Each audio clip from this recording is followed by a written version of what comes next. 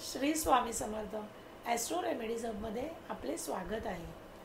आज आपण असलेल्या वैकुंठ चतुर्दशीविषयी माहिती जाणून घेणार आहोत। हा एक महत्त्वाचा सण आहे, हिंदू सण आहे, जो कार्तिक महिन्याच्या शुक्ल पक्षातील चतुर्दशीला साजरा केला जातो। मुख्यतः हा सण भगवान विष्णू आणि भगवान शंकराच्या भक्तांकडून श्रद्धापूर्वक पूजा अर्चनेने साजरा केला जातो। या दिवशी भगवान विष्णू आणि भगवान शंकराच्या एकत्र पूजेचे विशेष महत्त्व आहे। या दिवसाबाबत असे मानले जाते की भगवान विष्णू स्वतः भगवान शंकराची पूजा करतात, तसेच या दिवशी भगवान विष्णू आणि भगवान शंकराची उपासना केल्यास मोक्ष प्राप्त होतो। वैकुंठ चतुर्दशीला विशेष महत्त्व असलेले कारण म्हणजे या दिवशी भगवान विष्णू आणि भगवान शंकर यांच्यातील भक्तिभावाचे दर्शन घडते। या दिवशी भगवान विष्णू शंकराची पूजा करतात आणि शंकर विष्णूची सेवा करतात अशी धार्मिक ग्रंथात सांगितलेले आहे। या दिवसाला मोक्षाचा मार्ग असेही म्हटले जाते, कारण या दिवशी केलेल्या उपासनेतून भक्ताला वैकुंठ प्राप्ती होण्याची आशा असते। वैकुंठ चतुर्दशीच्या निमित्ताने संपूर्ण रात्र जागरण करून भगवान विष्णू व शंकराची भक्तिभावाने आराधना केली जाते। अनेक ठिकाणी विष्णू आणि शंकराच्या मंदिरात विशेष पूजा अर्चना आणि महाआरतीचे आयोजन केले जाते। वाराणसी सारख्या पवित्र ठिकाणी, विशेषतः काशी विश्वनाथ मंदिरात या दिवशी विशेष सोहळे आणि पूजाविधी आयोजित केले जातात।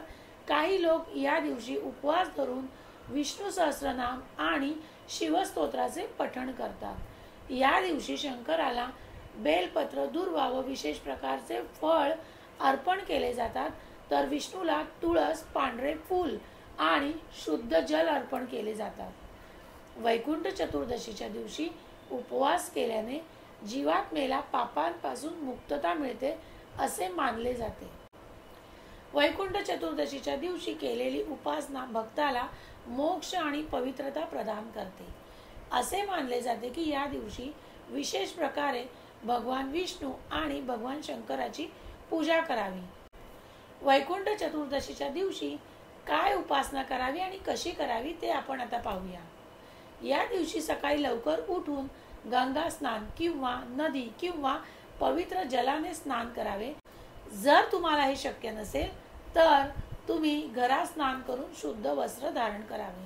पवित्र जागेत म्हणजेच पूजेसाठी स्वच्छ ठिकाण तयार करावे आणि भगवान विष्णू आणि भगवान शंकराच्या प्रतिमा किंवा फोटो समोर ठेवावे। भगवान विष्णूला पांढऱ्या रंगाची फुलं अर्पण करावी, तुळस अर्पण करावी, त्यांना ती फार आवडते।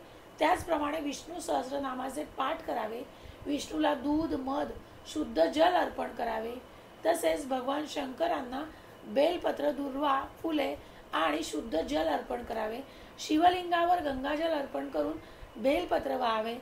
तसेच महादेवाचा आवडता पदार्थ जसे की भस्म आणि धतुराचे फळ अर्पण करावे। शिवचालीसा, शिवमंत्र जप आणि शिवस्तोत्राचे पठण करावे। विष्णू आणि शंकराच्या नामाचा जप करावा। ओम नमो भगवते वासुदेवाय हा विष्णूचा मंत्र आणि ओम नमः शिवाय हा शंकराचा मंत्र जपावा। वैकुंठ चतुर्दशीच्या दिवशी काही ठिकाणी संपूर्ण रात्र जागरण करण्याची परंपरा आहे। या रात्रीला मोक्षिका रात्र मानली जाते। रात्रभर विष्णू व शंकराचे भजन, स्तोत्र, पठण किंवा ध्यान करावे। उपासनेनंतर गरजूंना अन्न, वस्त्र किंवा अन्य वस्तूंचे दान करावे। यामुळे उपासनेचे पुण्य अधिक वृद्धिंगत होते।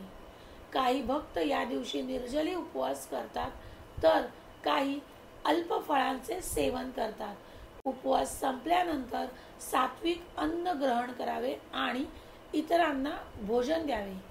वैकुंठ चतुर्दशीच्या दिवशी भगवान विष्णू आणि भगवान शंकराची उपासना केल्यास भक्ताला मोक्ष आणि सर्व प्रकारच्या संकटापासून मुक्ती मिळते अशी मान्यता आहे।